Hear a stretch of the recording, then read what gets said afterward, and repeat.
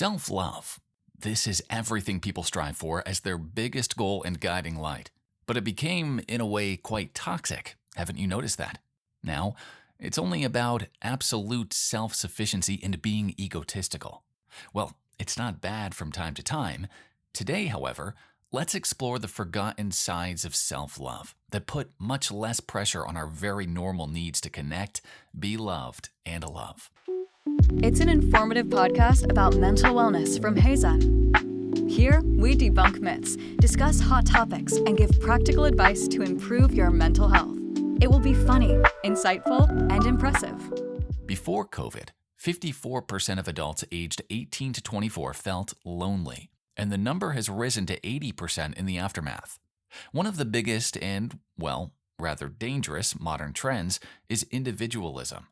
We're taught to be completely self-reliant, and what's frowned upon is the idea that you, as a modern human being, expect and even await being loved and accepted by significant others, or want to live in companionship. The lifestyle of self-made billionaires and influencers who decided to live in solitude is exhibited as everyone's ultimate destination. It's self-love, they say, and we humbly agree to stuff our natural desire for love in one of the deepest cabinets of our minds called too embarrassing to admit. But aren't the same people lecturing us on the importance of listening to our inner feelings and needs? Well, a bit contradictory. So, HeyZen's point of view here is, and we studied a lot about ourselves and others to arrive at this conclusion, that self-love doesn't mean loving yourself first, but together with it, sincerely loving others.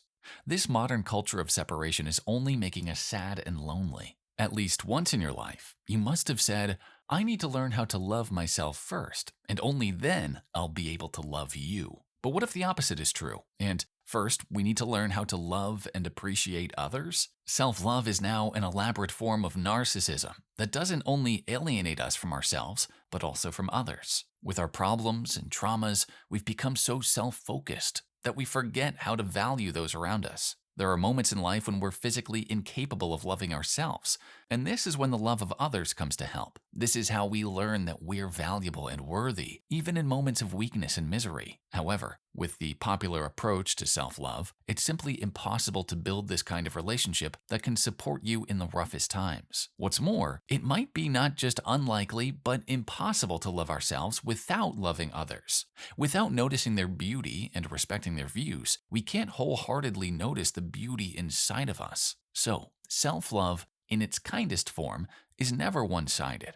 You can't dedicate yourself to others while hating yourself, and you can't be absorbed by yourself alone, pushing everyone else away. In the end, narcissistic self-love is almost always the result of deep-rooted insecurities and forcing oneself to feel this self-love. But just as with everything in life, it is a process. First, you need to work on the aspects of life that cause you pain. Uncomfortable or unsatisfying experiences are a great starting point for growth. Self-love is the byproduct of change, not a magical pill. Once you start working on improving your life and healing yourself, self-love will come naturally. Next, you need to teach yourself humility. It's about taking one step down from where you are and treating other people equally to yourself. Instead of blaming others for your mishaps, accept them with respect. Mistakes happen. Stop trying to criticize and control everyone around. We're all humans, trying to do our best. Soften your heart toward yourself as well. Just like you learn to love others and accept them with their flaws, forgive yourself too. Sometimes you snap at people, and sometimes you fail at things.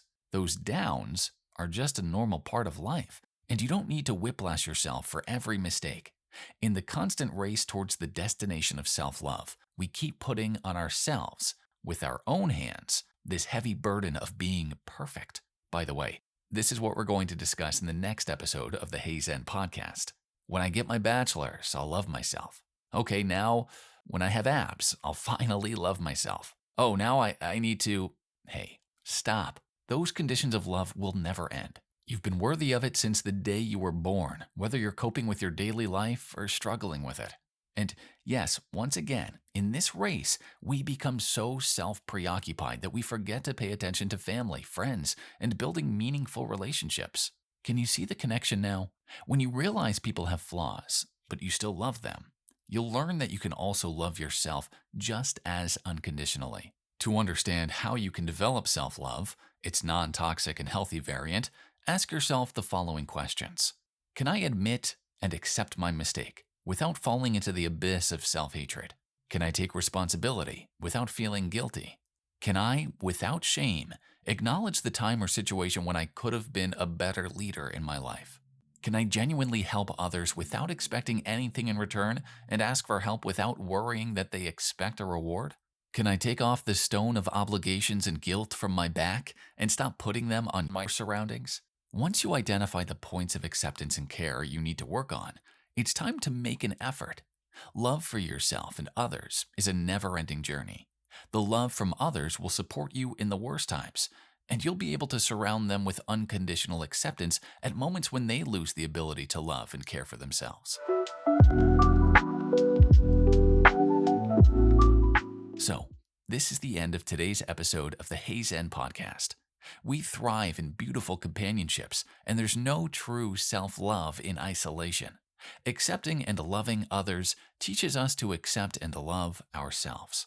Expose yourself to the world, deeply connect, befriend, and keep looking at life and people as a perfectly balanced palette of different colors. See you in the next episode of The World Beyond Black and White.